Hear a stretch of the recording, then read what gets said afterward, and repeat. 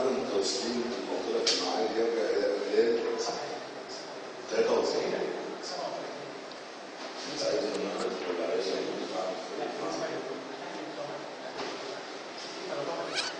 برضه الكلام اللي فيه البحر مش كامل ماشي. هو بس هو جه اتفاق. انا بقول اتفاق الراجل لسه كده لسه بيطلع هو جاي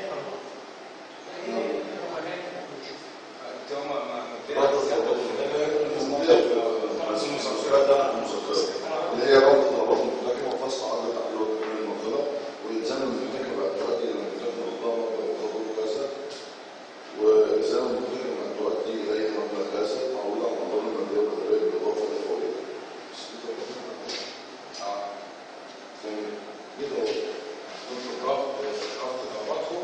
ان احنا نمسك العقل عشان هم اخطاوا في والزام المتكلم ومصير التحكيم وتعامل المحكمين وقوات عامه هناك رموز وسائل مع المسؤولات قدر التنهي هذه الطلبات دي اسمها دفاع في عدد لنا ان هم يكون برنامج زمني للتوجيه والاصلاح والانتفاع لم يقوموا بعمل هذا البرنامج. النقطه الثانيه ان هم اخرونا وعطلونا لمده 5 سنين كنا بنطالبهم بالانهاء من الاعمال والبناء لم نقوم بالانهاء. النقطه الثالثه ان هم عرضونا للاضرار وأزواج السوق الزوجي والمحلي والمستوى. أنا كنت بقرأ في التغيير. موضوع التغيير. أكيد لو بناء الفقير لكي يكتشف لها الحقائق.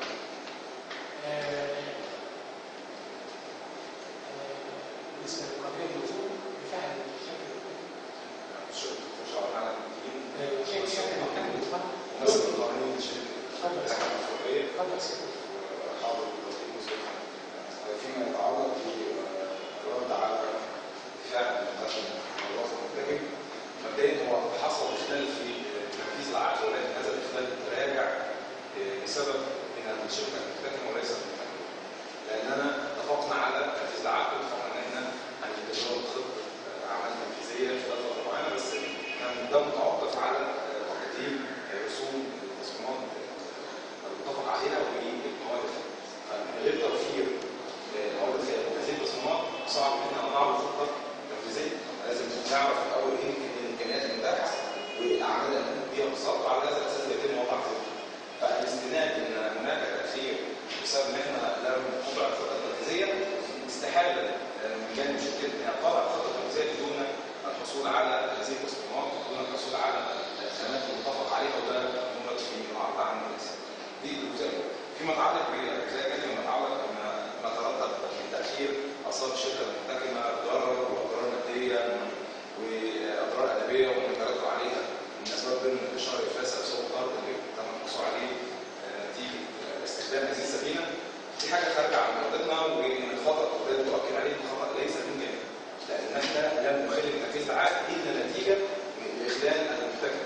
لان اولا لم تورد المواد الخام، ثانيا لم تورد الرسومات والتصميمات المتفق عليها، ثالثا الدفعات المتفق عليها لم يتم سدادها حسب ما هو متفق. ده مما ترتب عليه ان حصل تاخير من جانبنا في التسليم في الميعاد المتفق عليه. وزي ما سيادتك علم ان الفوائد التاخيريه بيلتزم او الغرامات التاخيريه منصوص عليها في العقد بس احنا بنلتزم بسدادها في حال ان التاخير يرجع الى ايراد الشركه. اذا كان بسبب الشركه المتكلمه او بسبب قهري او بسبب المال احنا بيتم اعفائنا من هذه الغرامات التاخيريه. فمربطه بالغرامات التاخيريه المنصوص عليها في العقد او التعويضات المنصوص عليها في العقد ليس له حق فيها وذلك انه هو سبب حدوث هذا التاخير في تنفيذ العقد. المشكله في الاخر هو السبب فيها هي الشركه المتكلمه اللي جت طالبنا بتعويض وتستند الى ان احنا سبب في شر الفساد. بالعكس هي اللي عطلت اعمالنا وهي اللي ابرمت معانا عقد والزمتنا به دون ان يكون هناك التزام من جانبنا بتنفيذ من العقد. ده وارد عن سيادتك في العقد في المحتكم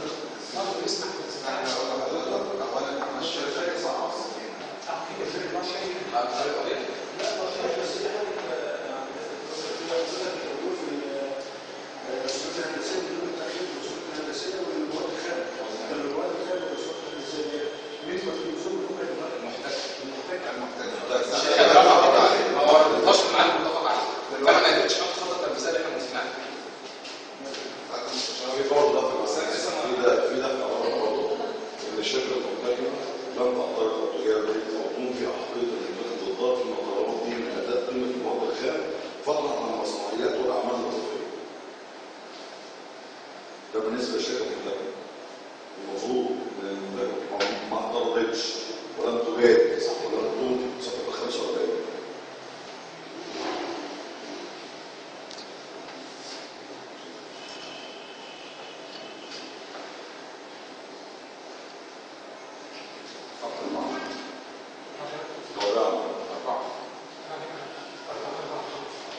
ونحن من حقنا فسخ العقد طبقا للماده الناس 27 من قانون الماده، لان تنفيذ التزام بتسليم المنطقه اصبح غير ممكن وغير مجد بالفعل للمنتجع.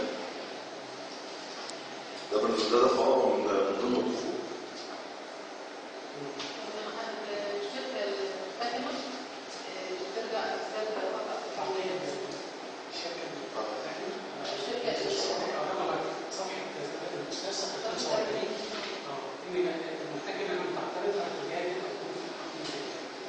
المسألة بالفعل بشكل لكنها ما قدرتش على رسوم مواد الخيام وعلى الرسوم.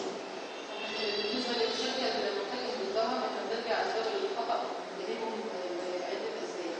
المحتكم بالظهر ده خطأ بعملية نظافة الناقلة وإزالة المخدرات والحكومات واستخراج شهادة التنفيذ والغازات وتسليم النفس. وإن هذه العملية مسألة أولية وضرورية. لا يمكن بدون إتمامها إجراء عملية تحويل وذلك بتعرض الشكول إلى جسم سليم مع وجود الشكولات وتعرض الوقوف على حالة بدأ السفينة الفساد وحصر مستلزمات التحويل ومدى التنظر في الخدمات والمدات وساعات عمل. إلى آخر بقى الشركة برضه المحتكم بالظهر لم تقم بتأكيد واجبات هيئة الإشراف الأمريكية وتعليماتها وهيئة التسجيل طبقا للعقد، وهناك العديد من المكتبات الموجهة منها إلى المحتكم بالظهر والتي تطالبها فيها بإعادة إنهاء أعمال النظافة وفقا لشروط العقد ولم تقم المحتكم بالظهر بالتحديد. بالفعل معلش السؤال برضه كنت عايز اضيف حاجه. قبل ما نطلق القسم طبعا بتاع التحليل والقسم بتاع التعليم تعليق اضافي برضه ان الشركه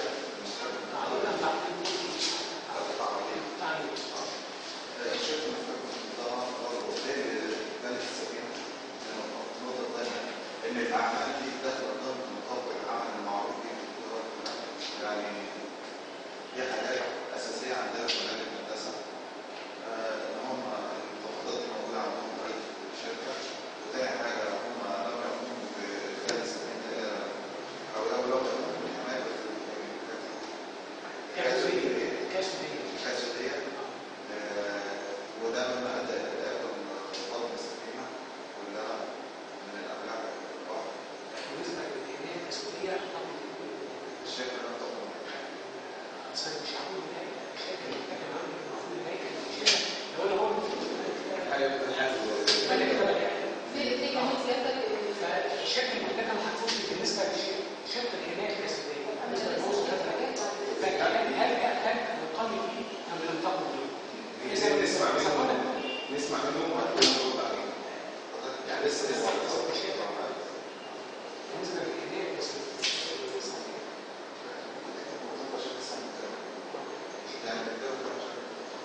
هي اللحظات المسكنه عليها بس كمان اتضح للشركة المحتكمة المحتكمة بالظهر التعاون مع الناس مش هنقول فيها حاجه بس كده دي برضه مهمه حساسه مهمه خطيره جدا بالنسبه لتحقيق العداله وانجازها